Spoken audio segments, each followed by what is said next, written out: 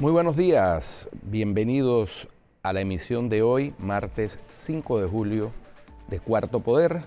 Una bienvenida a los radioescuchas que nos sintonizan en las frecuencias de Telemetro Radio, los televidentes que nos ven a través de RPC Televisión, Canal 4 en señal de televisión abierta, a quienes nos siguen por streaming en Metcon Go y en las plataformas de YouTube de Cuarto Poder.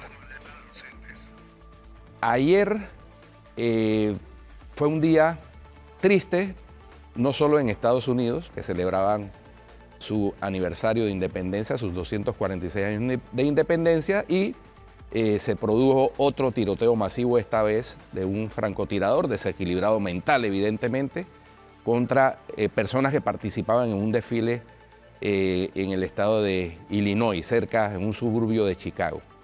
El francotirador pues huyó en su vehículo y fue detenido en una intersección y está a órdenes de las autoridades. Sin embargo, esta epidemia de tiroteos masivos en Estados Unidos está sacando de la tranquilidad a ese país por problemas de salud mental internos que tiene esa población. Es decir, la salud mental de los norteamericanos definitivamente que se ha convertido en un problema de salud pública que tiene que ser abordado. Y bueno, está, como dijimos hace una semana, la Corte Suprema de Justicia está remando en una dirección contraria a los intereses de los estados en sus legislaturas, que reman en otra, tratando de contener esta epidemia, si se puede llamar así, de tiroteos masivos indiscriminados contra población civil, inerte, inocente, etc.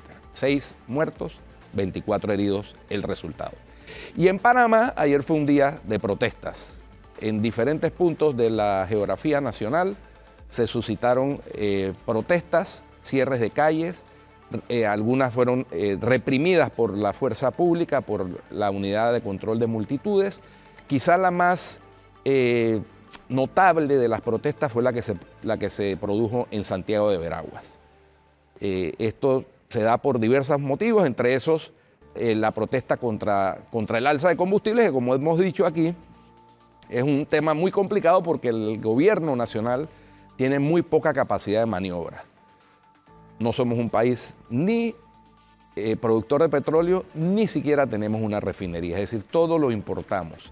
Y el precio del petróleo está arriba a nivel internacional, a nivel global, producto de múltiples circunstancias, agravado por la crisis en Europa del Este entre Rusia y Ucrania. Pero lo que a la gente le molesta, y es el sentir y entender que se puede palpar en estas manifestaciones, es que mientras hay dineros para ciertas cosas, para temas prioritarios importantes como es hacer un sacrificio fiscal, por ejemplo, con el impuesto de combustible, no se nota la mayor voluntad. Se ha tratado de hacer con un grupo, es decir, con los transportistas, para no afectar a la población que usa el transporte público, selectivo y colectivo, pero hay otros grupos, también con las maquinarias agrícolas, los agricultores, pero hay otros grupos que reclaman también ese mismo, digámoslo así, derecho a ser protegido por la acción del gobierno. Entonces, protestas. Para terminar de rematar, hubo protestas de médicos, 30 médicos internos que debían ser contratados a partir del 1 de julio, de acuerdo a un proceso burocrático normal de todos los años. Se les pospuso la contratación para el 1 de agosto por una contención del gasto público en el Ministerio de Salud. Y entonces ahí recalcamos el tema de la priorización. ¿Cómo puede ser posible que se contenga el gasto público en una pandemia, que todavía estamos en la pandemia, todavía estamos en estado de emergencia, no ha sido levantado el estado de emergencia, en el Ministerio de Salud para contratar a 30 médicos internos, mientras hay derroche de fondos en otras instituciones del Estado? De eso hablaremos más adelante con nuestra invitada de hoy, quien ya está con nosotros en el estudio, Atenógenes. Así es, Guido. Bueno, vamos a hablar hoy con la fiscal general de cuentas, Waleska Ormechea, que tiene 2 años ya en el cargo. Tenemos la ventaja aquí en el programa de tener al ex fiscal de cuentas y a la nueva fiscal de cuentas. Así que tenemos la oportunidad de poder conseguir un balance en cuanto a ese señalamiento que muy atinadamente ha seguido acerca de la utilización de fondos públicos. Y ojo, ¿quién investiga eso? ¿Quién recupera esos fondos en los casos que se den de manera no correcta. Por eso nos acompaña la fiscal general de cuentas, Waleska Ormechea. Buenos días, gracias por acompañarnos aquí en Cuarto Poder. Ya la vimos mucho más temprano en el noticiero matutino y ella nos daba a conocer algunos detalles importantes acerca de la cantidad de expedientes que se maneja en este momento en la Fiscalía de Cuentas. Y sería bueno entender esas cantidades y el trabajo que se ha hecho en estos 2 últimos años. Fiscal, gracias por acompañarnos.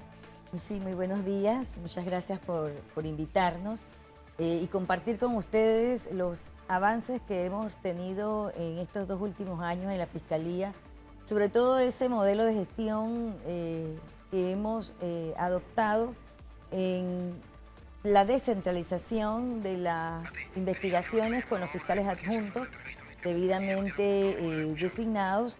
Ya tenemos 9 fiscales adjuntos que están cada uno de ellos adelantando las investigaciones a fin pues de obtener en el tiempo que nos corresponde hacer la investigación, las investigaciones que tenga todos los elementos, una investigación completa, una investigación robusta, una investigación que nos permita hacer los acuerdos con las partes, porque una vez sientan que la investigación está completa, que tenemos todos los elementos para solicitar su llamamiento a juicio, pues entonces la persona opta por devolver al Estado esos dineros que se le están señalando pues que fueron recibidos inadecuadamente. Expliquemos eso un poquito, fiscal, porque para hacer docencia. Es decir, el proceso de cuentas es un proceso que corre independiente de cualquier otro proceso, ya sea administrativo o penal. El proceso de cuentas tiene el propósito fundamental de recuperar los dineros que han sido mal erogados en el Estado, por cualquier razón, por desconocimiento, por mala administración o incluso por dolo, con dolo. Cuando se trata del dolo, también es muy probable que a la vez haya aparejado un proceso penal, por peculado, por malversación de fondos, por cualquiera de estos tipos penales establecidos en el Código. Sin embargo, el proceso de cuentas no tiene ese propósito y es independiente. El propósito, como dije, es recuperar los dineros. Y en ese proceso de recuperación de los dineros se puede llegar a acuerdos con la persona que está siendo investigada o señalada o vinculada a un proceso de cuentas. ¿Y en qué consiste el acuerdo? En que devuelva la totalidad de la lesión patrimonial y con eso se cumple la finalidad del proceso de cuentas. Porque es que la gente a veces se choca un poquito porque dice, oye, pero entonces cometió lesión y devolvió y ya no le pasa nada. En la jurisdicción de cuentas no le pasa nada porque ese es el fundamento y el objetivo casualmente de la jurisdicción. Es que el Estado recupere ese dinero. Claro, exactamente. Ese es el objetivo. Sí, precisamente esto. Yo pienso que sí es importante que aquella persona que está siendo vinculada en un proceso de cuentas, un proceso patrimonial, pues si se ve que ya tenemos todos los elementos para demostrar que en efecto sí hay esa irregularidad, entonces debe devolver esos dineros. Tenemos en el último de los procesos pues que mantuvimos de la compensación de los Diablos Rojos, en una de esas personas devolvió la suma de $75.000 que había recibido por la compensación, lo que indica que la investigación había demostrado pues, que en efecto había recibido esos dineros de manera irregular y que lo correspondiente es restituir al Estado la totalidad de la lesión. El Estado lo que busca es que recuperar ese patrimonio. No importa en qué características o condiciones lo recupere, ya sea a través de un secuestro, ya sea a través que la persona llegue y devuelva el dinero. Me imagino que ese es el tema, ¿no? Ese es el propósito. Y lo ideal, hace poco tuvimos procesos en los que una institución, en vez de entregar los cheques a los beneficiarios correspondientes, algunos funcionarios pues dispusieron de los mismos y ellos han ido reponiendo las sumas de dinero. Eso entonces hace que se recupere la totalidad y se pueda cerrar esa investigación tomando en consideración la restitución de los dineros que han sido pues mal habidos por parte de esta Usted me hablaba en el noticiero también de una morosidad y ya aprovecho que Guido está acá. porque la cantidad que usted me habló de esa morosidad en cuanto a la recuperación de ese dinero llega como unos 200 millones de dólares cuando se suma la totalidad de todo lo que está moroso en base a las sanciones que se han dado por parte de la Fiscalía. Sí, el Tribunal de Cuentas tiene una estadística y una métrica de lo que históricamente ha tomado decisiones en las resoluciones de cargo y está por arriba de los 200.000 dólares. Esto desde incluso los que pasaron de la Dirección de Responsabilidad Patrimonial al Tribunal de Cuentas. Y en eso le decía que estamos en este momento tratando que la Dirección General de Ingresos haga las acciones correspondientes para ejecutar esas resoluciones. Y obviamente hay algunas que le decía pues que el Tribunal Administrativo Tributario ha declarado prescritas, tomando en cuenta que datan de los años 90, 91, 92, antes que se formalizara la jurisdicción de cuentas, pero que están en este momento en ejecución y que tienen medidas cautelares desde ese tiempo. Entonces, para nosotros, pues, ese tipo de prescripción de dineros del Estado es legitimar que una persona haya entrado en posesión de dineros del Estado de manera irregular, de manera indebida, y que por el transcurso del tiempo entre en su patrimonio legítimamente y pueda disponer de ellos. A mí, en lo personal, como fiscal, eso es preocupante.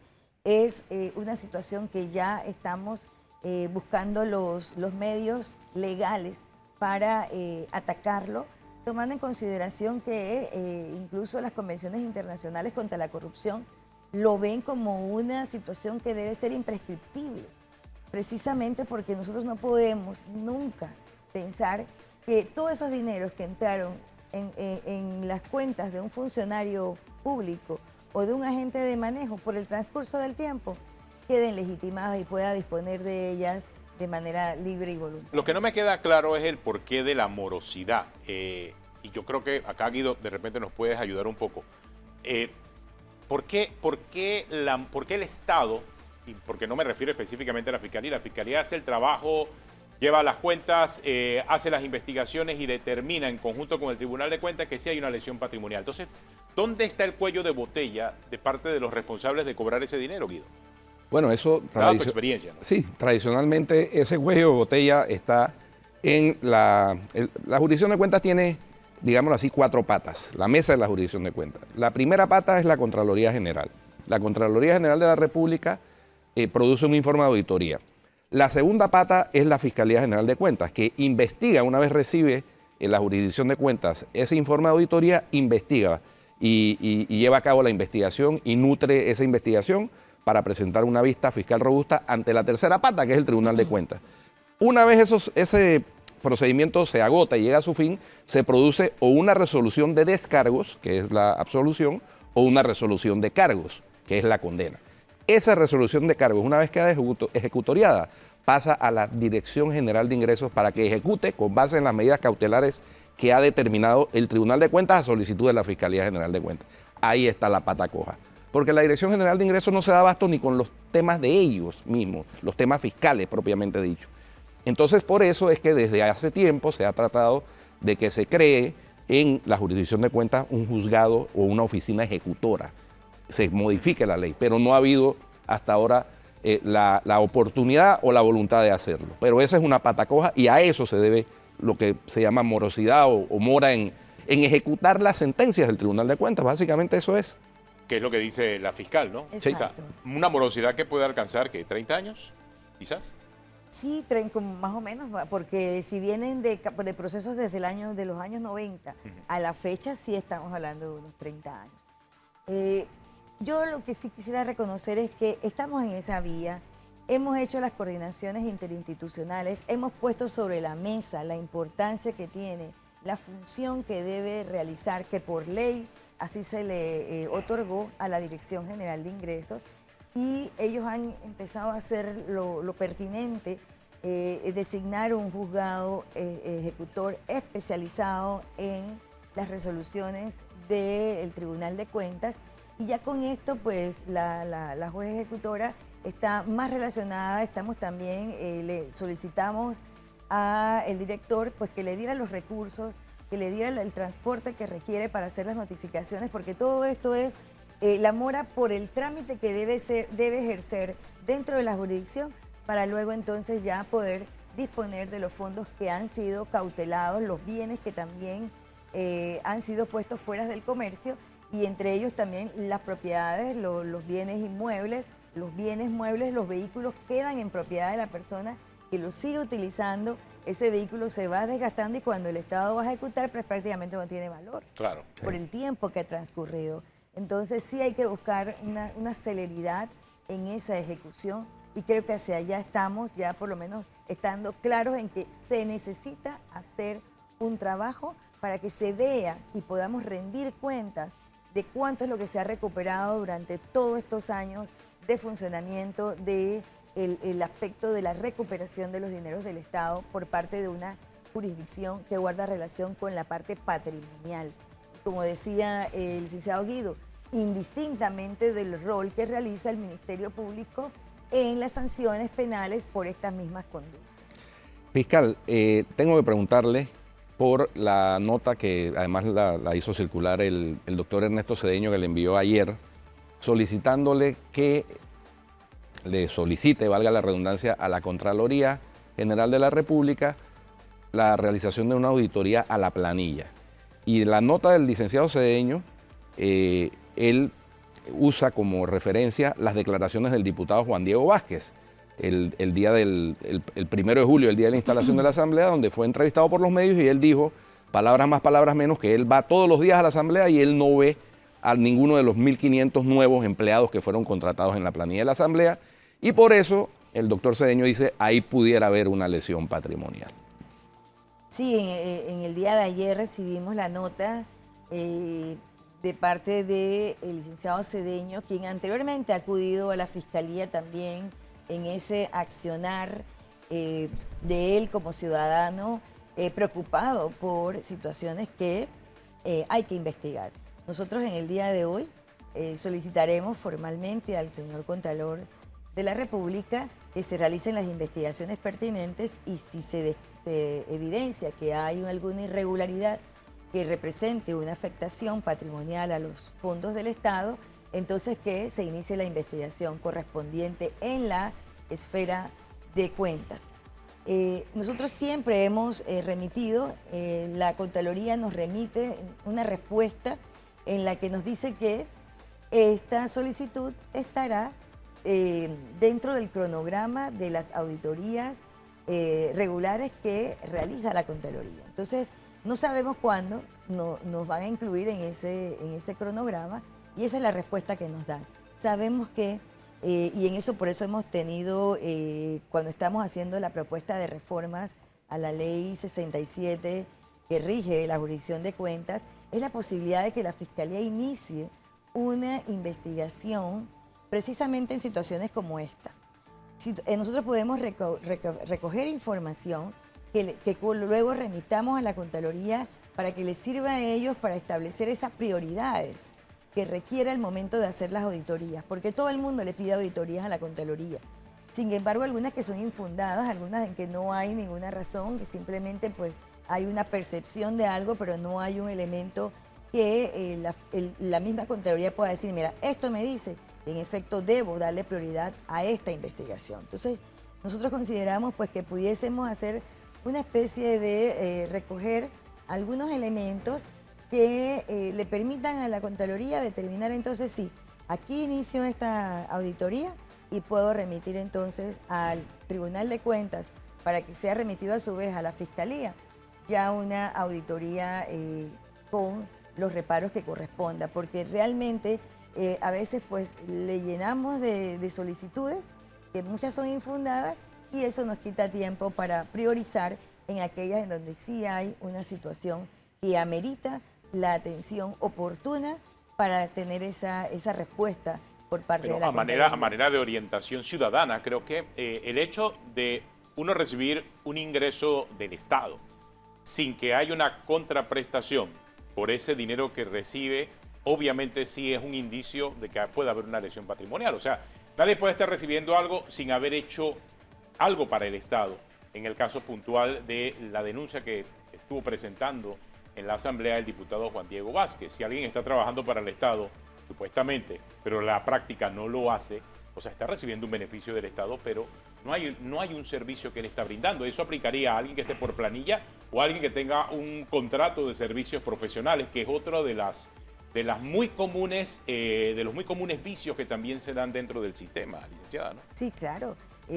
Por eso digo, la percepción es que no los ve en las instalaciones en donde él está desempeñándose.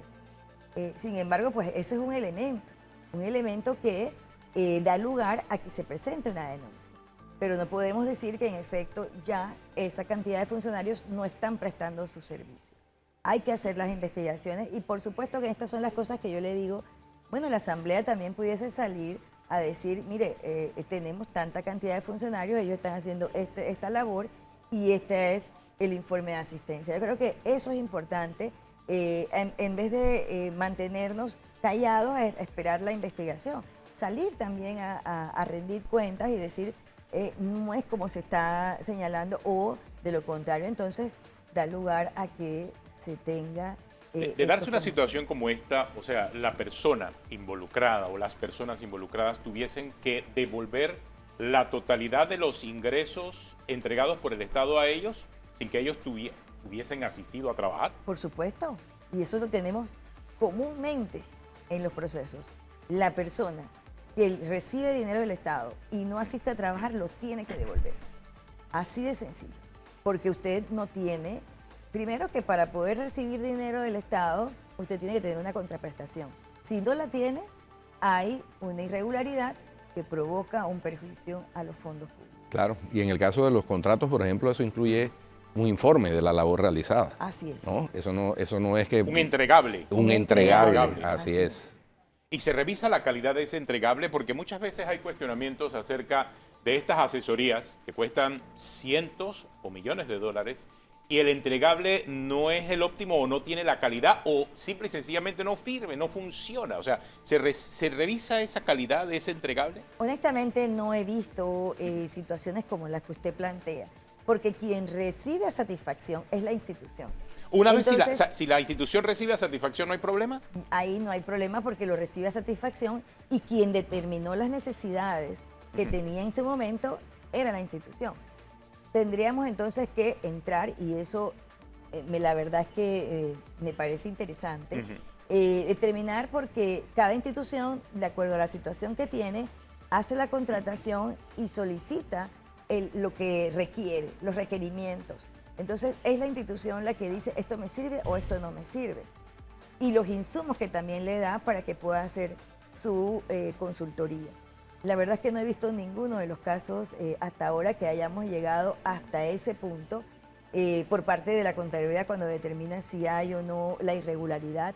Recuerda que solo llegan a la Fiscalía aquellos casos en donde la Contraloría haya determinado que hay un presunto perjuicio. Muchos se podrán quedar en la Contraloría cuando dice no hay perjuicio, entonces no lo remite a la jurisdicción de cuentas. Pero me parece interesante lo que usted dice porque podría ser un elemento que también la Contraloría tome en cuenta y podríamos determinar entonces, obviamente tienen que ser personas especializadas en el tema que se está solicitando, porque cuando tú recurres a un consultor es porque es un tema técnico, es un tema que no tiene la institución el recurso humano con esos conocimientos. Entonces, por ser un tema muy técnico, tendríamos que tener también los técnicos para poder hacer el análisis de ese informe y decir si sirve o no sirve. Claro, porque es que si en la empresa privada ocurre eso, que alguien presta un servicio que no tiene la calidad que supuestamente debió tener, siempre hay reclamos. No lo pago. En el caso del Estado muchas veces ocurre, y lo vemos pasar, y no necesariamente hay una solicitud explícita o expresa para que se devuelva el mal servicio que le prestaste al Estado. No creo que eso es un elemento. Ahora, en el pasado reciente sí se dieron casos, y se dieron casos con condena incluida. Recordarás la alcaldía de Panamá, por ejemplo. El exalcalde Bosco Vallarino fue condenado patrimonialmente por una serie de consultorías que se determinó luego de una auditoría de la Contraloría y la investigación de la Fiscalía General de Cuentas que eran copy-paste de Internet. Pero claro, en ese caso la Contraloría hace la advertencia. Así es, por es. supuesto. La Es que siempre la Contraloría, Contraloría tiene que hacer su audito. Así es. Y creo que otra de Senacit también, que se hizo una consultoría para ver la viabilidad de un edificio que ya estaba construido. Entonces, evidentemente ahí hubo una lesión Ahí es patrimonial. clave la función de la Contraloría también en ese proceso, por lo que les entiendo a ambos, ¿no? Sí. La Fiscalía de Cuentas no actúa de oficio, entonces. No actúa No, de oficio. no. Solo por Lo- denuncia interpuesta. Lo más que... No, no, tampoco. ni siquiera. Por denuncia interpuesta puede Por- solicitarle a la Contraloría que Claro, inicie por una solicitar auditoría. la Contraloría, Así porque es. es la Contraloría al final el que determina si Si se hay da o no, perjuicio si hay o no. prejuicio o no perjuicio. Claro. Es el fiscalizador de las finanzas públicas. Es quien determina si se ha causado o no un perjuicio a los fondos públicos. Oiga, fiscal, una pregunta. ¿Usted mantuvo su candidatura a magistrada de la Corte Suprema de Justicia? Ah, claro. ¿Y ya la entrevistaron? Sí, ¿Cómo le el fue? sábado tuvimos la entrevista. Muy bien, creo que es una oportunidad que tiene un ciudadano formado, un ciudadano que desea, aspira legítimamente pues, a participar, a estar en la Corte Suprema. Y muy bien, creo que estamos preparados para esa lista corta y para esa designación. Ahora, no es la primera vez que usted participa. No es la primera vez. Sí, ¿verdad? Porque yo la he visto anteriormente en diferentes listas, licenciada. Sí, ¿cuál considera usted que es ese interés que usted pueda tener de llegar a la Corte Suprema de Justicia? Bueno, lo primero, tengo muchísimos años, más de 20 años de estar en la Administración de Justicia desde el punto de vista de juez, 17 años como juez, de los cuales 12 fui juez penal, y mucho tiempo después, los últimos 10 años, dedicada a proyectos en mejoramiento de la Administración de Justicia, en el fortalecimiento de las competencias, habilidades y destrezas que requiere ese operador jurídico para brindar una respuesta oportuna. Por ello, pues, considero que sí es necesario que la sala penal pues también tenga otra mujer, porque seríamos 3 mujeres en la sala penal, que nos dedicamos precisamente a esa justicia pronta y oportuna, esa salvaguarda de los derechos humanos, tanto de las víctimas como de los victimarios, y darle una respuesta confiable a la ciudadanía dentro del esquema penal. Bueno, gracias, licenciada, por acompañarnos aquí en Cuarto Poder. La licenciada Waleska Ormechea, fiscal de cuentas, nos ha explicado acerca de los resultados de estos 2 años de gestión al frente de la Fiscalía de Cuentas. Tenemos una pausa, ya regresamos aquí en Cuarto Poder.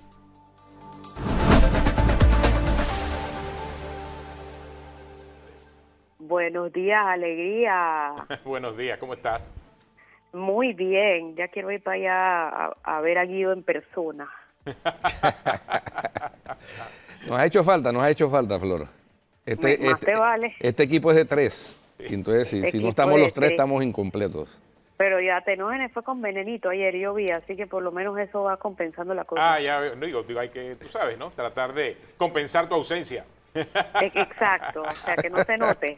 Que no Si se hay note. dolor, que no se note. Oye, me mandaron, Oye, ¿y entonces? me mandaron un chat ahora hace un rato, un usuario del Corredor Sur que está cerrado por protestas de Suntrax. Sí, están cerrando desde hoy 1 hora aproximadamente. Era entre 7 y 8 supuestamente. $3 millones ahí para la economía nacional. Sí, exactamente, ¿no? Según los cálculos que ha hecho la Cámara de Comercio, cada hora de cierre cuesta $3 millones a la economía Yo creo nacional. que hay que evaluar en diferentes sectores el tema ya de los cierres de calles por la Sí. situación en la que nos encontramos. O sea, acabamos de pasar 2 años de pandemia y esto no contribuye en nada a la recuperación económica. Entendemos la gran cantidad de situaciones que puedan darse, pero hay que Y necesidades, pensarlo, pero claro. también hay protestas todos los días, está habiendo protestas. Y va a todos. haber más.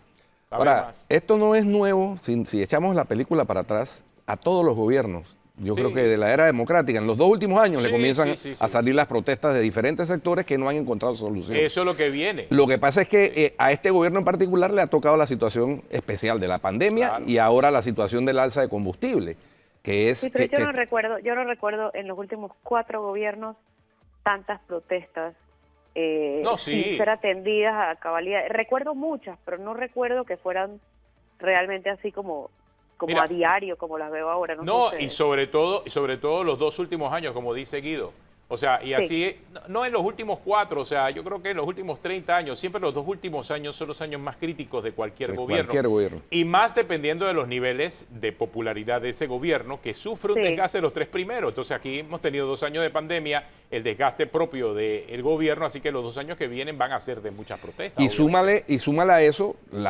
evidentemente hay una falta de capacidad de reacción Exacto. del gobierno, de A eso anticipar me las refiero. cosas. Eso lo hemos venido señalando desde Eso hace es rato. innegable. Entonces, así es. Entonces, por eso es que la sensación que hay es de que el país está alborotado en protestas y todo lo demás, pero y sin respuesta, ¿no? Pero tú O sabes respuesta que tardía. es que resulta ya, después de la protesta número 15, que ya comienzan como a lloverte las protestas, ¿no? Y en ese momento le pasa a todos los gobiernos y a todos los funcionarios, o sea, ellos como que simple y sencillamente se echan. No hay más, o sea, ¿qué más puedes hacer en función de las respuestas? Porque todos los días te está cayendo una protesta, algunas incentivadas políticamente, obvio, no ocurra Hay otras solamente... también que ellos no tienen la solución, hay Claro, otras que realmente claro. no la tienen. Claro, y sí hay una parte de esa protesta que son incentivadas políticamente por gente que quiere protagonismo en el momento y demás. Como igual lo Sí. hacían ellos en gobiernos anteriores. Exacto, es porque los que hoy están en gobierno en el pasado también hicieron protesta en los últimos 2 años. Sí, Es sí. parte de la estrategia política, ¿no? Eso es así. Sí. Oye, vieron que salieron ya formalmente tres candidatos por libre postulación del grupo Juntos. No confunda. Juntos. No, es que Una como hay cosa es tantos... vamos, otra cosa es juntos. Sí, y no vamos No juntos. juntos, Y no vamos- Y no vamos juntos. No vamos juntos ni revueltos, no vamos No. juntos ni revueltos. Sí, Freddy Pití a diputado, el otro muchacho, se me escapa el nombre, a diputado también, y Sandra Escorcia Alvarado a alcaldesa de la ciudad de Panamá. Y así va a ir aumentando Oye, el y número hoy, de y hablando candidatos independientes. Hoy presenta su precandidatura a la presidencia por la libre postulación Eduardo Quiroz. Podríamos tenerlo mañana en el programa. Sí, muy buena idea. Apenas Vamos a en el tratar programa. de conseguir a Eduardo para mañana en el programa porque ya oficialmente presenta su precandidatura a la presidencia de la República. Ya se oficializa su accionar y entonces comienza una nueva etapa dentro de su proceso para llegar a ser presidente o en la mira de ser presidente, pues, Flor. Claro. Así es, pero mira, acá vemos demás candidatos, sería muy interesante verlos sentarse, hablar cuando alguno no logre la firma para poder sumar esos adherentes y que no sean divisorios de los votos, dándole más poder a los que sí tienen apoyo de los partidos. No sé si vieron el knockout de Edison Bros el domingo, que hablaba precisamente de eso en una de las respuestas. Sí lo vi, pero sabes que al final, siempre parte de la esencia del ser humano es esa. O sea, congregarse, buscar a los que piensan igual que él. Y aun cuando hay una gran población independiente que nunca en su vida ha querido participar en un partido político porque no le anima a ser parte de un partido político, también tienen sus intereses particulares. Y vemos que aunque son independientes, esos intereses particulares van agrupándose y van creando también sus propios nudos y sus propios círculos de acceso al poder. Y es por eso que vemos a los juntos y a los vamos, ¿no? Y vemos entonces al grupo de Eduardo Quiroz y vemos al grupo de Edison Bros y vamos a seguir viendo más grupos independientes porque no hemos dicho el de Francisco Carreira, que también es otro grupo, más los partidos políticos que tienen ese interés independiente como el de Ricardo Lombana, ¿no? Específicamente. Así es. Ahora, Más los grupos independientes que hay en cada partido, en teoría. Exacto, Oh. en teoría. Ahora, para mitigar un poquito la preocupación de Flor, no puede haber más de 3 candidatos independientes en cada puesto por proveer. En cada Cada puesto, círculo. sí, Y eso es siempre claro. va a haber 3. O sea, si consiguen las firmas no. mínimas, siempre va a haber 3. Sí, lo que yo digo es que para conseguir las firmas tienen el mismo universo 3 que 20. Ah, claro. O sea, Sí, buscan- sí. A eso me refiero. Que si unen fuerzas desde antes, pueden lograr más votos que si van por separado buscando esa firma, exacto. Pero bueno, obviamente todo el mundo quiere llegar, ¿no? Esa era una de las preguntas. Yo no sé qué impresión les terminó dando el knockout del domingo, pero a mí me llamó la atención eso, cuando le pregunté que a dónde había más egos, si en los independientes o o entre los partidos. Él dijo que no era una cuestión de ego, sino de que cada uno lucha por lo que cree que es su espacio. Y en democracia eso es válido, por supuesto que sí. Pero no sé qué impresión quedaron ustedes teniendo. Lo que pasa es que luchar por tus pensamientos es ego, obviamente. Y para ser político hay que tener algo de ego. Ahora, el ego no es malo, el egocentrismo sí. Son dos cosas diferentes. Exacto. El La ego como autoestima, tal... más bien, porque la autoestima, el ego es importante. Claro que es importante. Pero ya cuando De va al hecho, extremo... Pero yo creo que la palabra está un poco satanizada y la palabra que más le cabe mejor sería como autoestima. Una cosa es quererte y otra es adularte. Exactamente, así es. Sí, no, y yo sí creo que en democracia es importante que la gente, al margen de los partidos políticos, también participe, porque de eso se trata. Al fin y al cabo es la mitad de la población la que no está inscrita en partidos políticos. O sea que ahí hay un sector importante que tiene algo que decir. De eso yo siempre he creído en la participación de personas al margen de los partidos políticos en los puestos de elección popular. Sí, yo estoy de acuerdo. Lo que pasa es que sí, participación haya mejor, lo claro, que pasa es que las reglas no lo favorecen. así es, lo que pasa es que las reglas siempre han sido, y por eso es que se señala por parte de algunos sectores que aquí lo que existe es una partidocracia y no una verdadera democracia. Pero sabes que al final, aun cuando tú vayas por la libre postulación, vas a estar representando a un grupo de personas. Yo sí creo que la libre postulación como tal va a tener que ser en el futuro tema de análisis y revisión para que estén en unas condiciones muy equiparables a los partidos políticos, que dependiendo de la legislación local, como ocurre en otras legislaciones, Perú, por ejemplo, en donde tú tienes la posibilidad de crear tu propio movimiento sin tantas reglas y restricciones como las hay para los partidos políticos. O sea, ¿por qué no?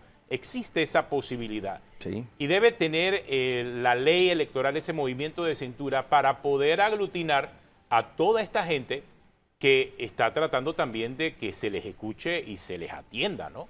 Entonces, creo que en el futuro eso va a ser necesario que también se legisle y se regule, ¿no? Claro. Claro que sí, y eso pasa en Perú, pasa en Colombia también. Pasa en Colombia así también, es. exactamente.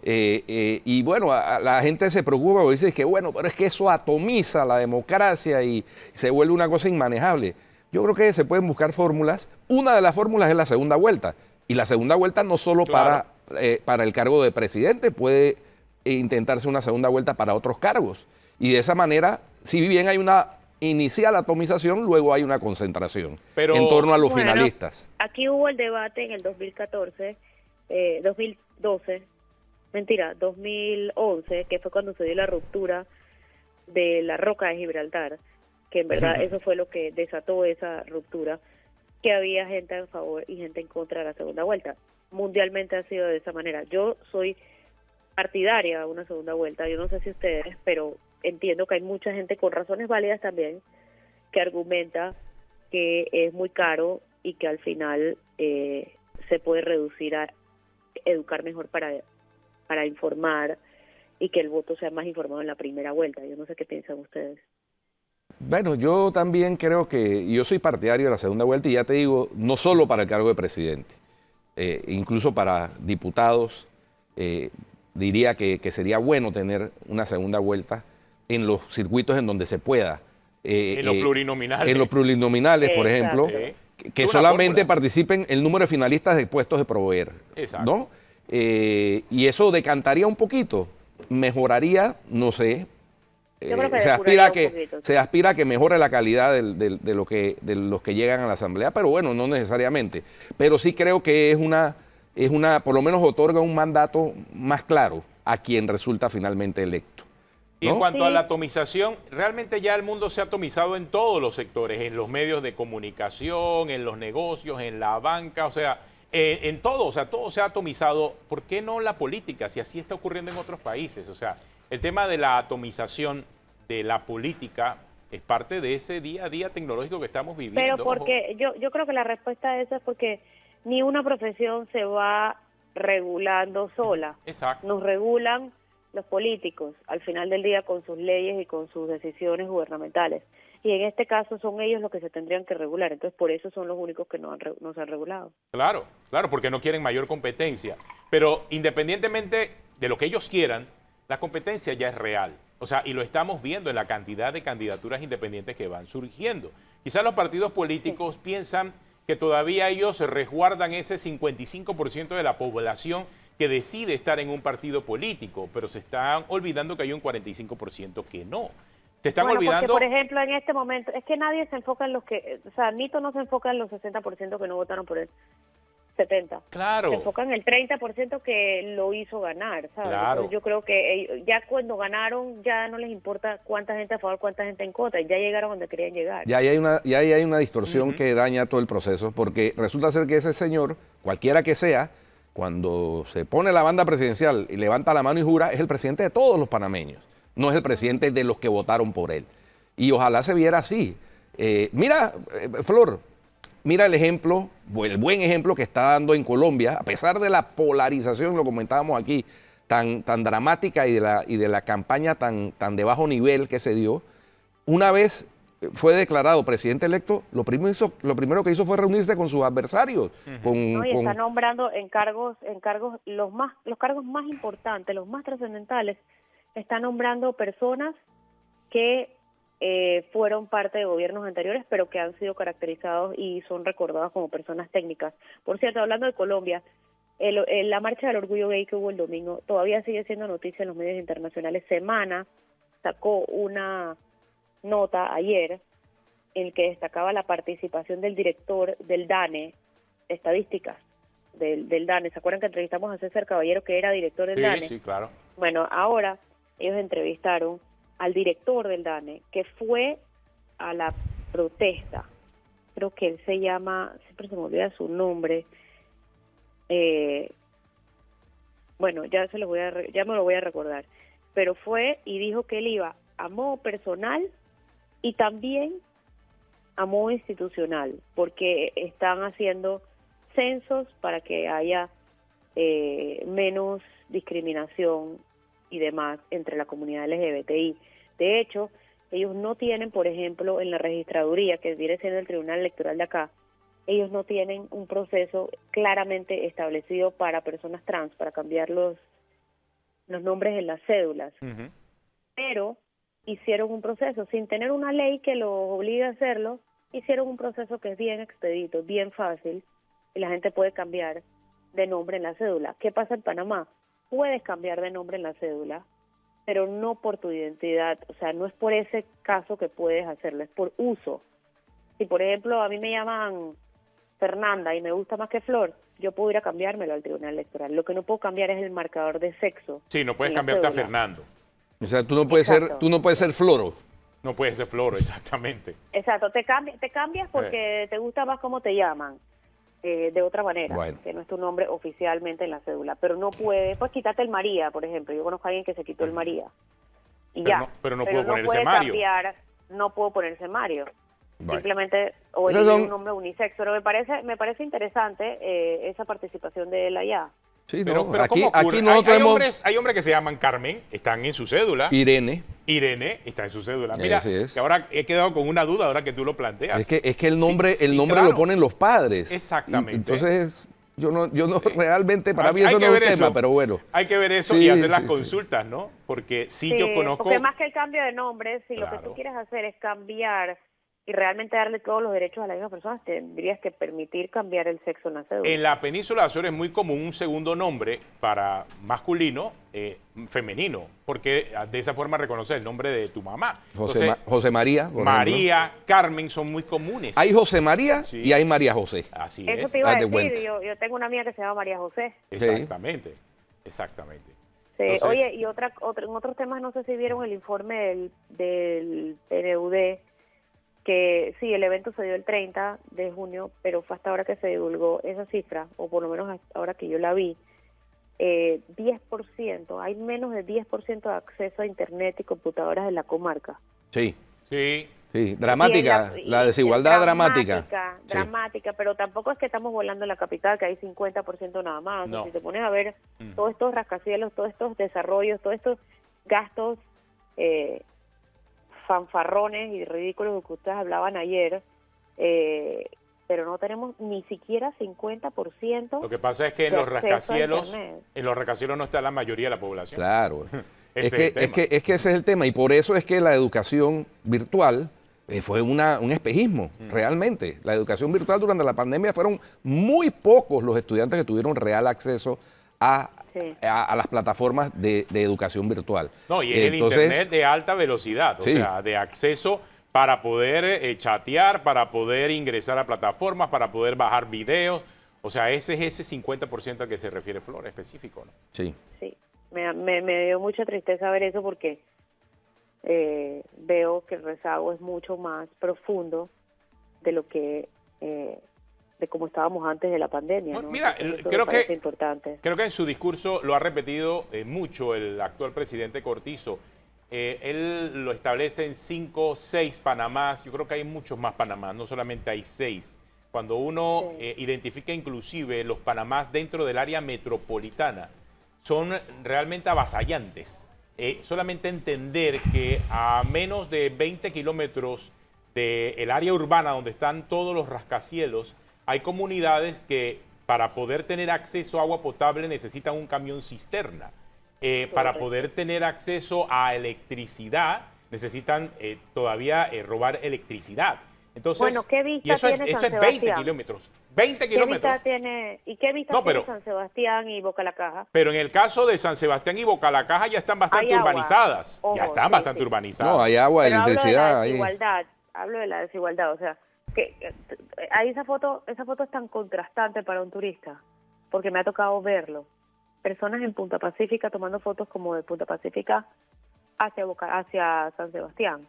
Es contrastante. Ni hay ni 20 kilómetros, hay 1 kilómetro. Menos de 1 kilómetro. Pero, por ejemplo, en el caso de San Sebastián y Boca la Caja sí se hizo un trabajo para poder urbanizarlos. Urbanizar, sí. Y hay que decir algo, cuando tú pasas por el corredor, camino o sea, como yendo para Tocumen, desde Atlapa hacia Tocumen. Ahí ves la realidad. Hay una realidad y es que esa gente tiene televisión. Lo único que hay y cuando va para Colón, hacia el área del corredor norte, Gunanega. Mira. Allá no hay acceso a agua, ahí no hay acceso a electricidad. Pero hay televisión. Sí, no. Hay mira, cable, y en Boca, Flor, en Boca la Caja, si bien es digámoslo así, un área deprimida de la ciudad capital, es un área deprimida que tiene centro de salud muy bueno, tiene escuela muy buena, tiene electricidad y tiene agua potable. Es decir, los servicios básicos los tiene atendidos. No, totalmente. Sí, pero la desigualdad que plantea Flores en cuanto a las edificaciones. Sí, no, eso sí, porque es un área de gente de escasos recursos. Una deprimida al lado de grandes rascacielos. Que le creció alrededor esa urbe, ¿no? Esa urbe de las que algunos se jactan. Oye, ahí hay una noticia ayer. Pero antes hay una pausa. Me hizo ruido. Hay una pausa, ya regresamos, Flor. Ya volvemos.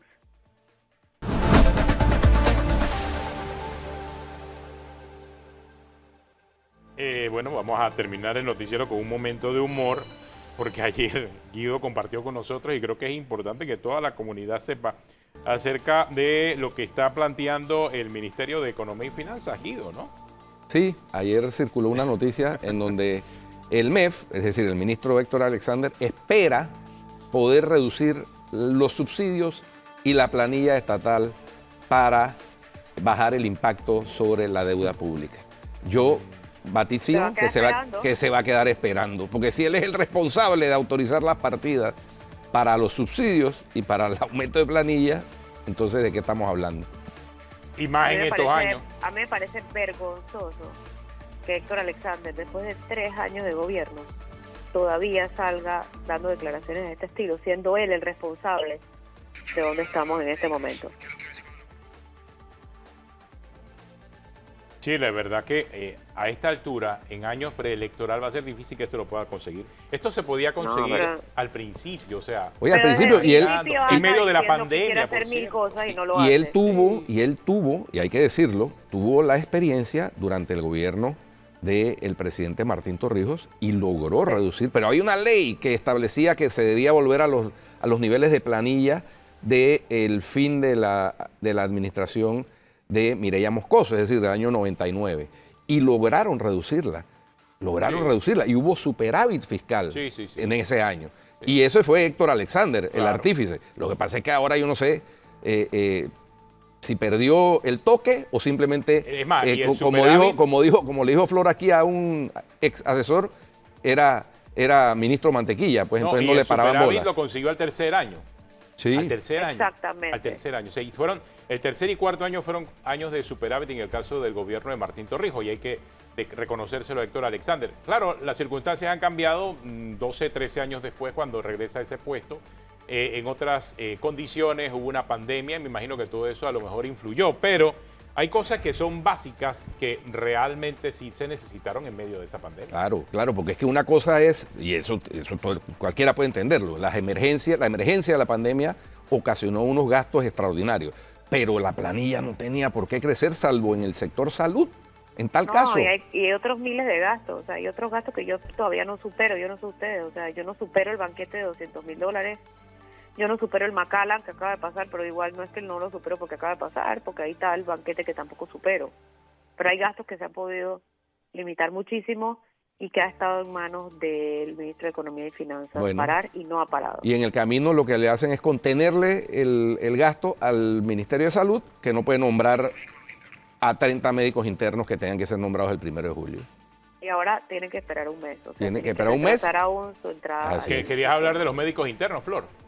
Sí, eso mismo era, pero ya tú sabes que Guido se me adelanta. No, eso lo tocamos al inicio del programa, Flor. ¿Estás viendo? Esa es la ventaja de comenzar primero. Son estas protestas realmente que a esta altura, esta no es una protesta política, esta es una deuda que tienen con estos médicos un internos. compromiso. Compromiso que no es por tema burocrático, porque eso es todos los años la misma, eso es mecánico prácticamente. Eso es mecánico. Entonces, es correcto. Eso Oye, no debiese ocurrir. Ahí está Saúl Méndez mandando las fotos de las protestas hace 5 minutos. Veraguas, Chitré, Colón, Ciudad de la Salud, están por todos lados. Sí. Jornada Claro, a porque nivel nacional. Ya van 2 días seguidos. ¿Y por qué? Porque ya viene el 2024, nuevamente Suntrack tiene que activar. Oye, hay gente que está diciendo que le están alborotando la cuestión es al vicepresidente, pero si el vicepresidente está de vicepresidente, el presidente Cortizo sigue en ejercicio del cargo. Sí, está en un viaje médico, correcto. pero él sigue en el ejercicio del cargo, así que... Y mientras no se demore sus 10 días, todavía no hay mucho que hablar. Tenemos que irnos, pues. Nos vemos mañana. Hasta mañana. Bueno, si usted sigue en Telemetro Radio y en Oye TV, El Brunch, y en RPC Televisión, Criollo. Hasta mañana. Chao.